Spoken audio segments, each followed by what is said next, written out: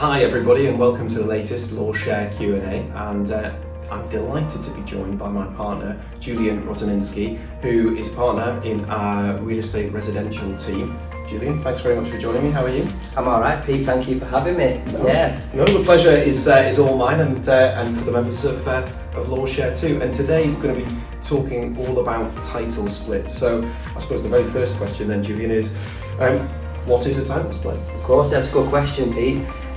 Well, essentially a title split is where you take an existing title that's registered at the land registry and you create further titles out of it, or you carve it away and create further titles out of the parts that you've taken out of that existing title.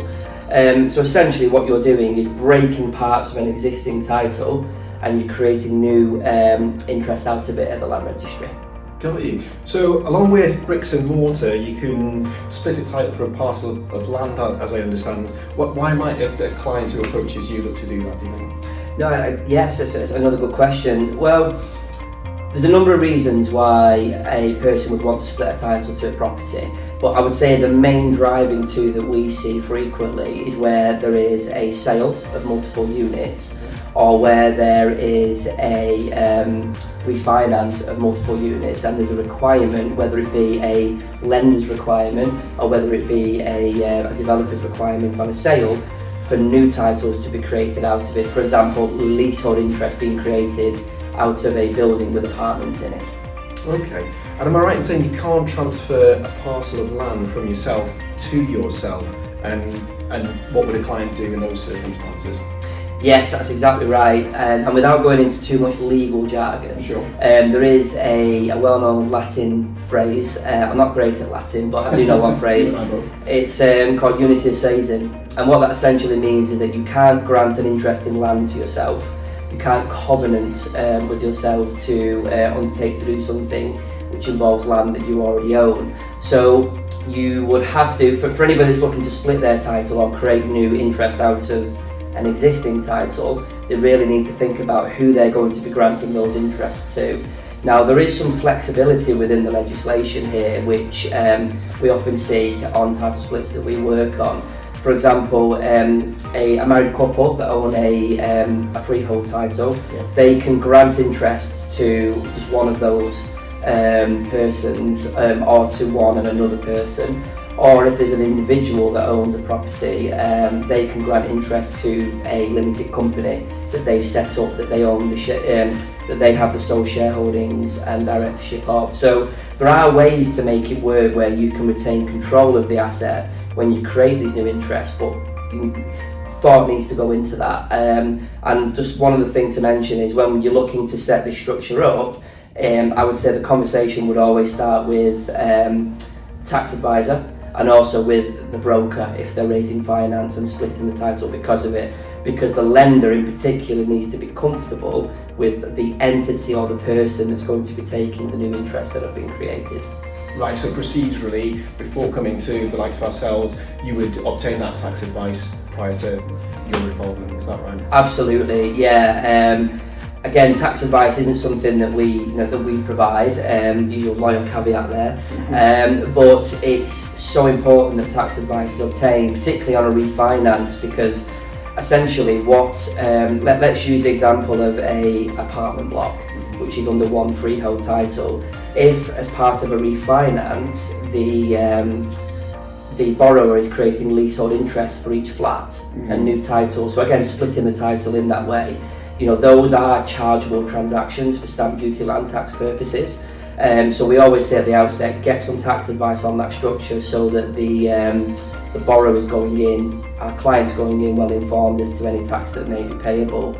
There is, in that scenario that I've just given, there are certain reliefs that may be available, which again the tax advisor will help on. The one common one that we see more often than not is group relief. And that's essentially where you have a limited company that owns an asset, and when they create leasehold interest in a building, for example, if they grant it to a company that's within the same group as that company, they may be able to attract what's known as group company relief, which means they wouldn't have to pay any stamp duty on that transaction. But again, this is where the tax advice is important, because there's then clawbacks to that legislation. So if they were to deal with that property within a 3-year period, say, sell any of the units on, then HMRC could technically claw that tax back that would have been payable had the relief not applied. So again, cutting a long story short, tax advice at the outset really important for a title split. Understood. You were talking about refinancing, so remortgaging, might a mortgage offer be conditional upon the title being split then? Yeah, again, more often than not we are seeing this as a lender requirement. Again, I'm using the example of a apartment block that's under one freehold title. You know, if a lender is going to be granting a loan in respect of that whole building, they would more often than not want those apartments to have their own leasehold titles.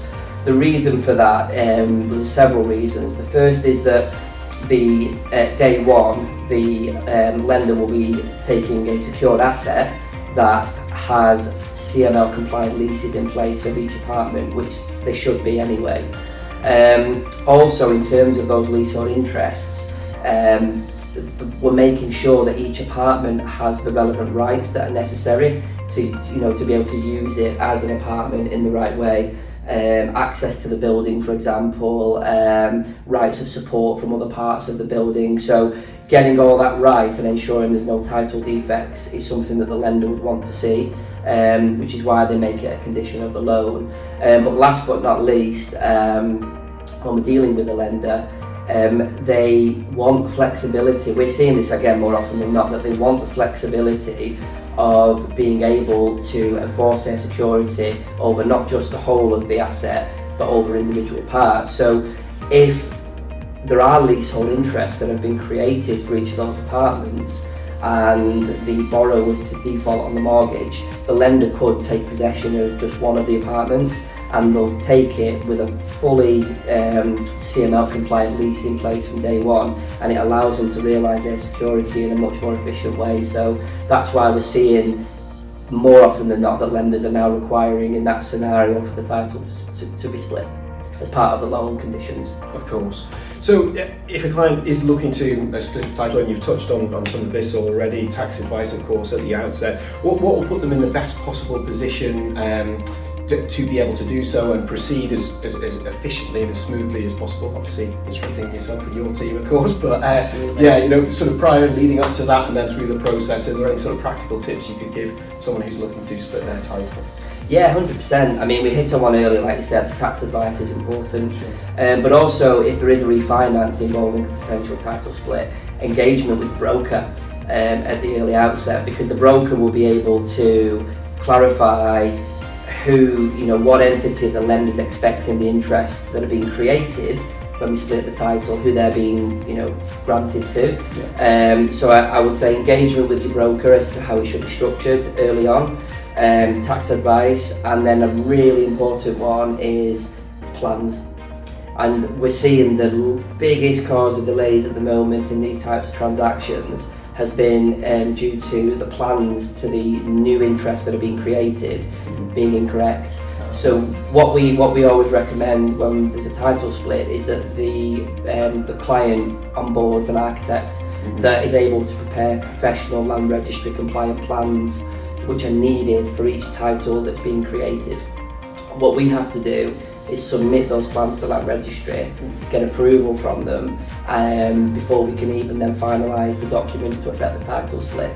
So the issue we have is that what land registry say goes, and we often find there's this conflict between an architect and the land registry. Right. So obviously the architect's correct, they've done it on their own ordnance survey plans, but what they won't appreciate is that what the land registry says goes, so they have to sort of play to the tune of land registry, and they sort of butt heads a little bit. So it's just dealing with all that as early as we can really, and it's something that it sometimes gets picked up late in the day, and I think that's the wrong approach. If clients can be on the ball and be getting the plans ready and over to us sooner rather than later, engaging the broker, getting the tax advice, that will give them the head start they need for us to be able to take it forward for them.